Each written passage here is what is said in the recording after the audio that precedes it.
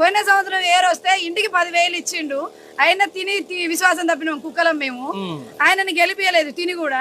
అయినా కూడా ఆయనది మర్చిపోయి నిన్న వచ్చి ఇంటికి 10,000 ఇస్తాగో. ఇప్పుడు పంచుతూరు అటు పెట్టుకోండి, మీరు కెమెరా అటు పెట్టండి, కెమెరా పెట్టండి. పార్టీలు కాదండి, మేము చెప్తున్నాం కదా. ఇవాళ బియ్యము సరుకులు కూరగాయలు ఆయనే పంపించిండు ఇంటికి 10,000. మేము ఆయన తిని ఆయన కోట వేయకున్నా ఆయన పంపించిండు. మేము నువ్వు నీ డబ్బు నువ్వు ఆయన కంటే తక్కువే ఇచ్చినావు. అయినా నీకు ఓటేసినావు, మాకు సిగ్గు లేదు కాబట్టి. అయినా నువ్వు గెలిచినావు, పండుకున్నావు. ఏంది మా పరిస్థితి? వానకు మంచిగా ఎత్తగా నిద్ర వస్తుంది, మంచిగా పడుకు మనం డిలక్స్ రూమ్ ఉంది, నువ్వు పండుకున్నావు. నా బతుకులు ఏంది? మమ్మల్ని బాగు చేయమని అడగట్లేదు. గతంలో ఇట్లాంటి వరదలు వచ్చినప్పుడు ఎట్లా ప్రభుత్వం ఎట్లా చేసినాము? సహాయకాలు మంచిగా చేశారు.